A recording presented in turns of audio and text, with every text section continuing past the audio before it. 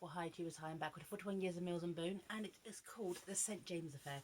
Now that's the start of the novella. It's part of a series called It Happened One Christmas.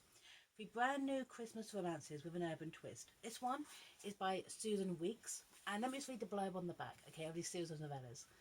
Right. When a snowstorm brings Manhattan to a standstill, publicist Eve finds herself stranded with her ex, now rugged cop. Will she leave behind a high society lifestyle for true love?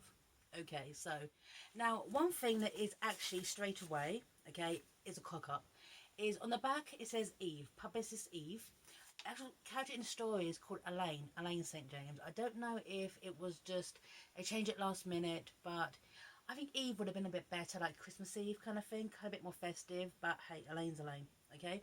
So, Elaine is a publicist, she's in New York, she's all business, she's high society, and she's having the worst day ever.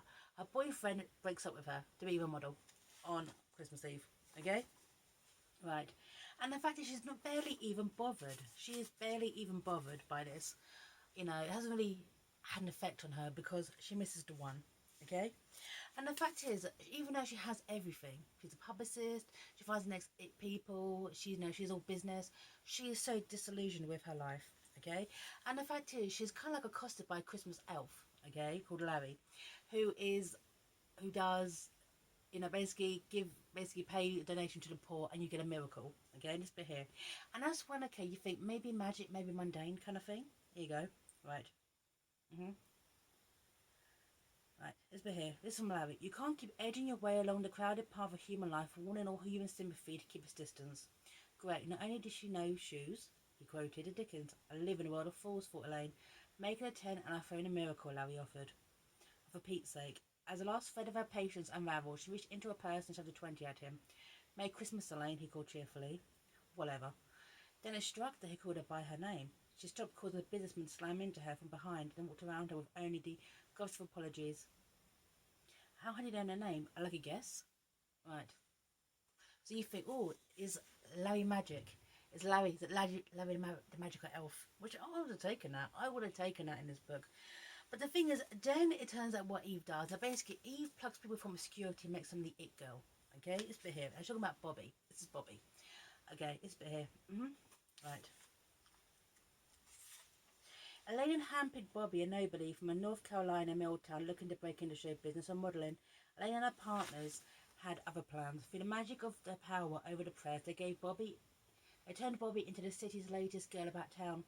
They gave her the right looks, posed her with the right stars and socialites, dropped her name in the right ears. It worked. She appeared in all the magazines that mattered. W, Vogue and Quest. Right. Within days the phone had begun to ring, invitations rolled in. Within weeks, Cosmo was calling to get a take on the best spot reducing exercises for summer. Bobby's launch was a ringing success.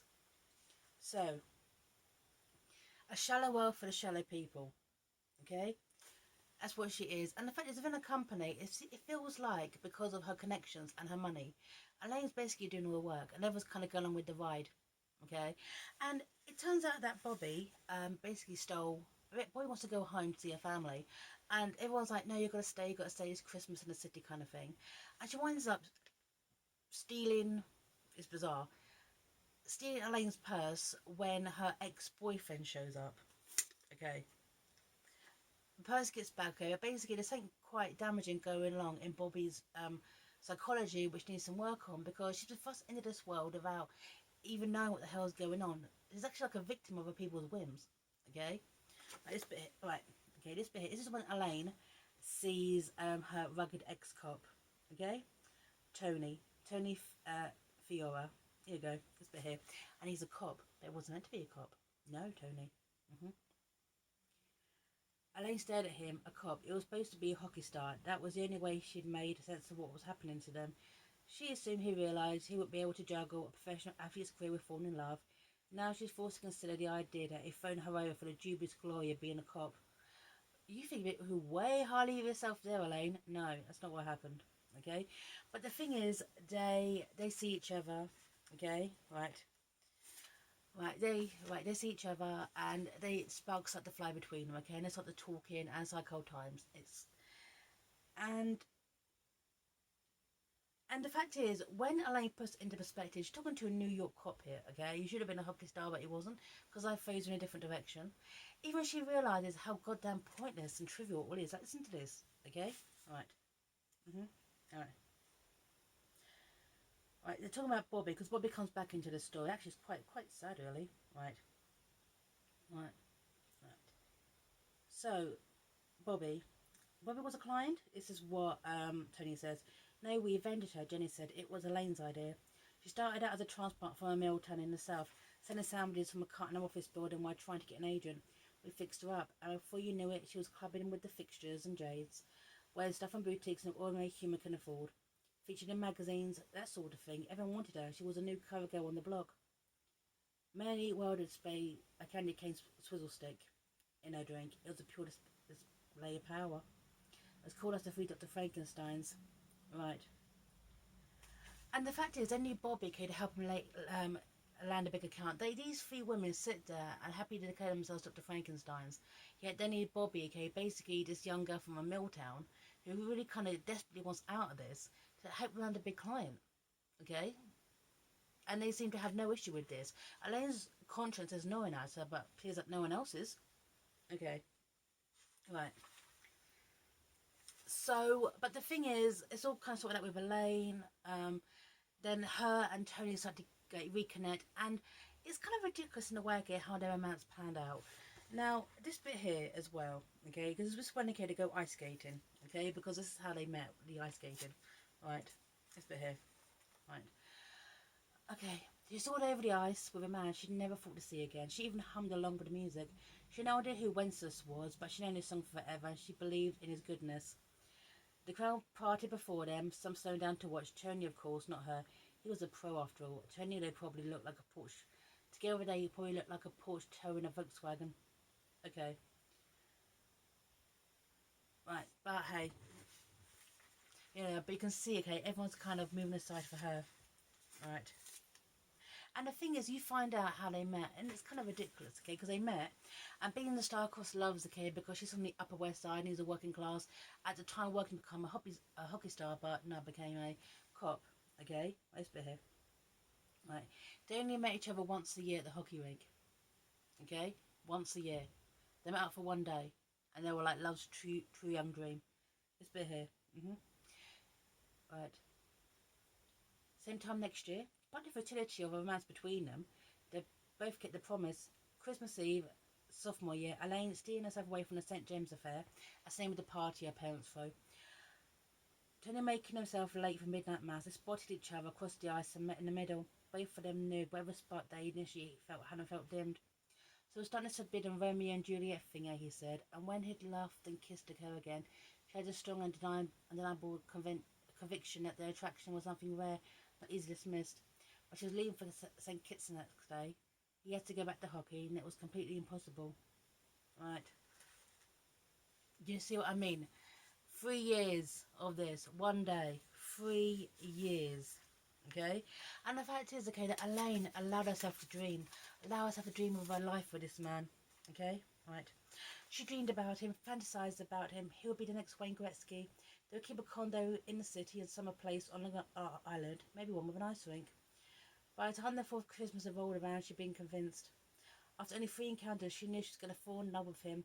Never mind, he was Italian-American of a working-class family, that he had attended public school and worked somewhere in a sanitation department to earn extra money. Never mind that her parents would immediately enroll her in therapy sessions and try to convince her that she was delusional. She's fallen in love with Tony Fiore. She'd never been in love before. That 4th year she's showing up early at the ice rink, and he never showed up. That's the biggest info dump I've ever read in a Mills and Boone. Ever. In a novella. Just thinking, I think this basically was like a 4-length novel. I was kind of like really trimmed down. Right. But then it turns out Larry's back, and that's how Larry actually knows her. Larry works at the ice rink. He's a Zamboni driver.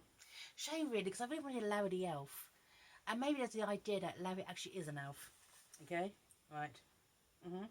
And the thing is, Elaine thinks that Tony never showed up, but he did. And she learns that from Larry the elf. Larry is actually still the guardian angel pushing us along. Okay? Because he kind of lost his nerve, and then he lost his nerve because he previously busted his knee. and he didn't think he was good enough to be around her, but it turned out he was. Okay, he was. But through their mingling and their families and that kind of stuff, is the fact is that Tony starts to give a glimpse of what not life could be like. Not working class schools because she's filthy rich and the only child, okay, but life of what a big Italian family will be like. Here you go. Right, this bit here, okay, which talks about how our family at the St. James affair, of course, they're not that close, okay. Right. Elaine greeted her father with a cordial warmth and regarded both her parents with a certain diffused wistfulness.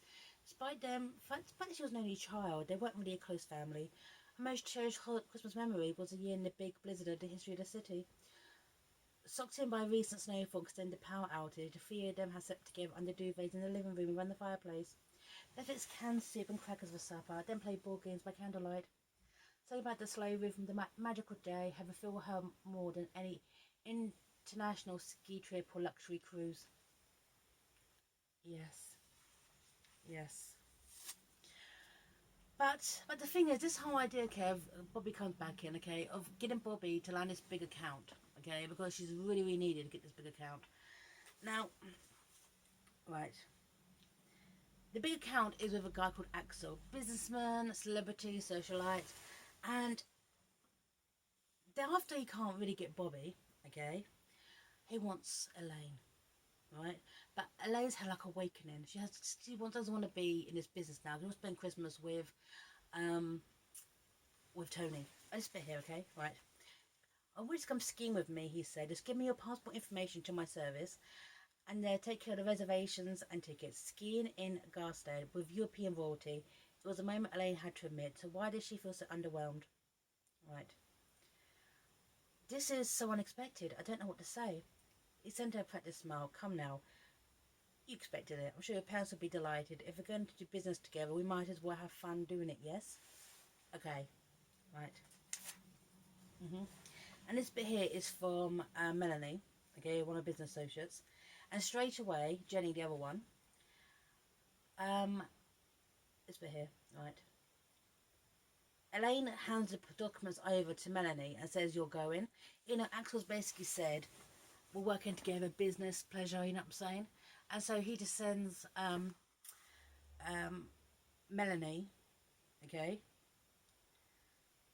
off instead. Right. So basically, Axel asked the one person he's going to get the second one, the one that he didn't want, and I just don't like that. It felt really kind of silly. I can't go, even though you basically said business and pleasure, which means one thing. You're going to be in a skiing lodge, okay?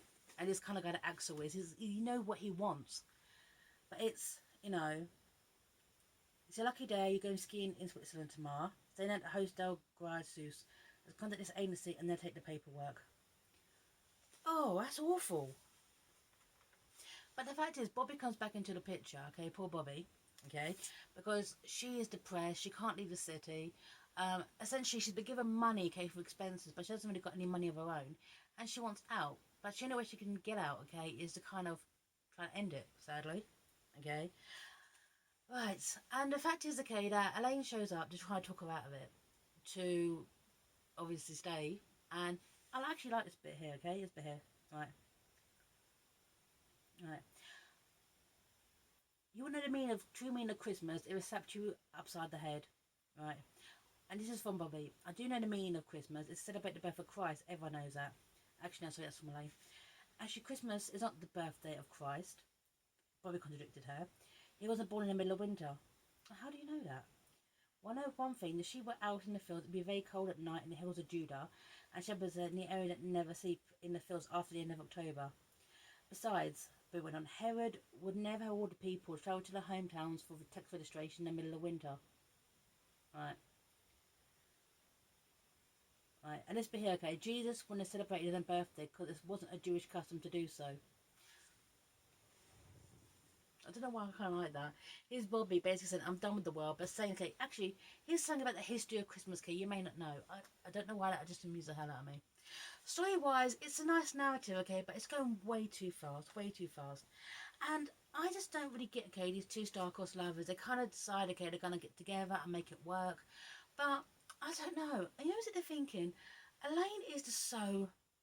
Some of the things that she does shows absolutely no compassion next to a New York cop who helps underprivileged teens play hockey and gives toys to tots.